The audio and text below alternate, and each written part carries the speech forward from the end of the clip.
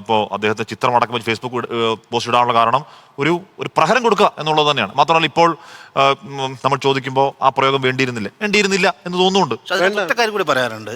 Political correctness എന്ന് പറയുന്ന ഒരു സംഭവം ലോകവ്യാപകമായിട്ട് വന്നുകൊണ്ടിരിക്കുന്ന ഒരു കാര്യമാണ്. നമ്മൾ എങ്ങനെ പറയണം? ഒരു കുട്ടിയോട് കൊച്ചുകുട്ടിയോട് നമ്മൾ പറയാം നിന്റെ മുഖം എന്താണ് ഇങ്ങനെ കറുത്തിരിക്കുന്നതെന്ന് ചോദിച്ചാൽ ചിലപ്പോൾ ആ കുട്ടി ഉടനെ തിരിച്ചു പറയുന്നത് യു ആർ എ റേസിസ്റ്റ് എന്നായിരിക്കും തിരിച്ച് മറുപടി പറയുന്നത്. കാരണം ഒരുപാട് ഒരു കോൺഷ്യസ്നെസ് മാറിക്കൊണ്ടിരിക്കുക. അപ്പോൾ ഈ പൊളിറ്റിക്കൽ കറക്റ്റ്നെസ് അത് നമുക്ക് എല്ലാ മേഖല എനിക്കും ബാധകമാണ്, താങ്കൾക്കും ബാധകമാണ്, ഇവിടെ ഇരിക്കുന്ന ആളുകൾക്കെല്ലാം ബാധകമാണ്. അപ്പം അത് അങ്ങനത്തെ ഒരു ജാഗ്രത അദ്ദേഹത്തിൽ നിന്ന് ഉണ്ടാവുകയാണെങ്കിൽ നല്ലതാണ്. പക്ഷെ അത് 40 വയസ്സ് കഴിഞ്ഞ അമ്മാവന്മാരെ തൃപ്തിപ്പെടുത്താൻ വേണ്ടി ആവരുത്. അതൊരു മാറ്റങ്ങളല്ലേ നമ്മളിപ്പോൾ ഇങ്ങനെയൊക്കെ സംസാരിക്കുമ്പോൾ ഒരു സ്വയം നവീകരണത്തിന്റെ ഭാഗമായിട്ട് എടുക്കുകയാണല്ല. എൻ്റെ ഭാഷയിൽ കുറച്ച് പാളിച്ചൊക്കെ ഉണ്ടാവും, പക്ഷേ ഇത്തരം വിഷയങ്ങൾ ഇടപെടാൻ എനിക്ക് മനസ്സുണ്ട്. ഞാൻ പണിയെടുക്കുന്നുണ്ട്, പണി ചെയ്തുകൊണ്ടേയിരിക്കുന്നുണ്ട്, ഇപ്പോഴും ഇനിയും ചെയ്യും.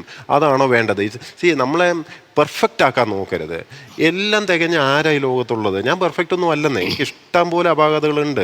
പക്ഷേ this is how I am. എന്നെ ഒരു ഭൂലോക കശ്മലനോ വില്ലനോ ഒക്കെ ആക്കി ചിത്രീകരിക്കാൻ വേണ്ടി അവിടെ ഇവിടെ ഞാൻ പറഞ്ഞ ഒരു കമൻറ്റോ ഒരു ഇതൊക്കെ എടുത്ത് പറയുമ്പോൾ സത്യം പറഞ്ഞാൽ കഷ്ടമല്ലേ? എനിക്ക് കഷ്ടം തോന്നുന്നുണ്ട്, നിങ്ങൾക്ക് തോന്നുന്നുണ്ടോന്ന് എനിക്കറിയില്ല. ഒരു മുൻ മന്ത്രി അവരെ കുറിച്ച് ഹൂ ഈസ് ദാറ്റ് അല്ലെങ്കിൽ ഹൂ ഈസ് ഷീ അങ്ങനെ ചോദിക്കുമ്പോൾ നമ്മൾ അവരുടെ ഒരു പശ്ചാത്തലം നോക്കണ്ടേ? എനിക്കറിയാം ഇതിനകത്ത് താങ്കൾ പറയാൻ പോകുന്നത് ആ ആഴക്കടൽ മത്സ്യബന്ധനവുമായി ബന്ധപ്പെട്ട വിവാദമാണ്. ആ വിവാദത്തിൽ സത്യം പറഞ്ഞാൽ ആ പുകമറക്കപ്പുറത്ത് എന്താണെന്ന് എനിക്ക് പോലും അറിയില്ല. കാരണം നമുക്ക് കിട്ടുന്ന അറിവുകൾ വളരെ പരിമിതമാണ്. അതുമല്ല എന്ന് പറഞ്ഞാൽ ഇപ്പോൾ ഹുയിസ് ദാറ്റ് എന്ന ചോദ്യം വേണമെങ്കിൽ ഒഴിവാക്കാമായിരുന്നു എന്ന് തോന്നുന്നുണ്ട് ശ്രീൻ പ്രശാന്തൻ, അല്ലേ? ഒഴിവാക്കാമായിരുന്നു. വേണമെങ്കിൽ ഞാൻ അന്നേരം ഗൂഗിൾ അടിച്ച് നോക്കാമായിരുന്നു എന്തെങ്കിലും നടക്കുന്നുണ്ടോ, എന്താണ് ഇവരങ്ങനെ വല്ലോ പറഞ്ഞു. ഞാൻ ചിന്തിക്കുന്നില്ല ഈ കോണ്ടെക്സ്റ്റിൽ വന്ന് ആരാന്നറിയാതിരിക്കില്ല പ്രശാന്തൻ ആ സമയത്താണെങ്കിൽ. അയ്യോ ആർക്കാ അറിയാത്ത എന്ന് മാത്രമല്ല, ഞാൻ പറഞ്ഞില്ല ഞാൻ ജീവിതത്തിൽ അവരെ നേരിട്ട് കണ്ടിട്ടില്ല, അവരെന്നെ നേരിട്ട് കണ്ടിട്ടില്ല. പക്ഷേ ഈ വിവാദവും പ്രശ്നമൊക്കെ വന്നതുകൊണ്ട് പരസ്പരം അറിയാം. 100% എന്നെപ്പറ്റി മാഡത്തിന് വളരെ മോശം അഭിപ്രായമായിരിക്കും. കാരണം എന്നെ കണ്ടിട്ടുമില്ല, ഇടയിൽ ആരെങ്കിലും ഒക്കെ പലതും പറയാനും കാണും. ഇത് ക്ലാരിഫൈ ചെയ്യാനോ അല്ലെങ്കിൽ യാഥാർത്ഥ്യങ്ങൾ പറയാനോ എനിക്ക് യാഥാർത്ഥ്യങ്ങൾ പറയാൻ കിട്ടിയ അവസ്ഥ എൻ്റെ അടുത്ത് ചോദിച്ചവരുടെ അടുത്ത് കൃത്യം പറഞ്ഞിട്ടുണ്ട്, ബോധ്യപ്പെട്ടിട്ടുണ്ട്. ഇത് ബോധ്യപ്പെട്ട വളരെ സീനിയർ ലീഡേഴ്സ് ഈ സംവിധാനത്തിനകത്തും ഉണ്ട്, പാർട്ടിക്കകത്തും ഒക്കെ ഉള്ളത്. പക്ഷേ അവരുടെ ഒരു പാസ്റ്റ്, അവർ ഈ കേരളത്തിലെ ഈ സമൂഹത്തിൽ അവർ പ്ലേ ചെയ്തിട്ടുള്ള വലിയൊരു റോള് നമ്മൾ ഇതിനെല്ലാം കൂടെ ഒറ്റയടിക്ക്, കാരണം തങ്ങൾ മനഃപൂർവ്വമായിരിക്കില്ല, പക്ഷേ ഈ സോഷ്യൽ മീഡിയയുടെ ഒരു പ്രഹരശേഷി എന്ന് പറയുന്നത് പലപ്പോഴും നമ്മൾ ഇമാജിൻ ചെയ്യുന്നതിൻ്റെ അപ്പുറത്താണ്. ഇപ്പോഴും ഞാൻ പ്രതികരിച്ചതിനാണ് എന്നെ ചീത്ത പറയുന്നത്. ഇപ്പം ഞാൻ വെറുതെ ഇരിക്കുമ്പം മാഡത്തിനെ പറ്റി ഒരു വാക്കും പറഞ്ഞിട്ടില്ല ഇല്ലേ? നമ്മൾ ഈ വിഷയമായിട്ട് അവിടെ ബന്ധപ്പെട്ട് സംസാരിച്ചുകൊണ്ടിരിക്കുമ്പം ഇവരുടെ പേരിൽ ഒരു പ്രസ്താവന വന്നു എന്ന് പറയുന്നു. അത് ഞാൻ അന്നേരം അറിഞ്ഞിട്ടുമില്ല.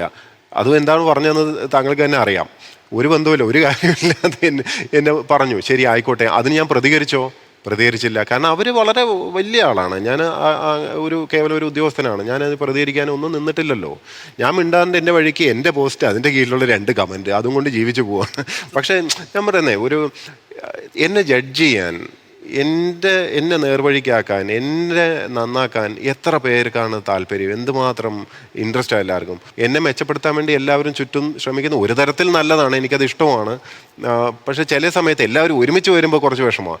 ശരിക്കും ഞാൻ നന്നാവണമെന്ന് ആഗ്രഹമുണ്ടെങ്കിൽ സ്വകാര്യമായിട്ട് പറഞ്ഞു തരണം, ഞാൻ കേൾക്കാം. ഞാൻ ആദ്യമായിട്ടല്ലേ ഇങ്ങനെ സംസാരിക്കുന്നത്. പലപ്പോഴും എൻ്റെ അടുത്ത് പലരും കൂടുതൽ സംസാരിക്കണം എന്ന് എന്നെ അഡ്വൈസ് ചെയ്യുന്നവരുണ്ട്. പക്ഷേ ഞാൻ ഇപ്പോഴും പറഞ്ഞുകൊണ്ടിരുന്നത് നമ്മൾ സിസ്റ്റത്തിനകത്ത് തന്നെ പ്രശ്നങ്ങൾ പരിഹരിക്കാം. പക്ഷേ പരിഹാരം പലപ്പോഴും ആവാതെ വരുമ്പോൾ ഒരു രക്ഷയില്ലാത്തതുകൊണ്ടാണ് ഇങ്ങനെയൊക്കെ സംസാരിക്കണം. എനിക്കിഷ്ടമുള്ളൊരു കാര്യമല്ല ശരിക്കും.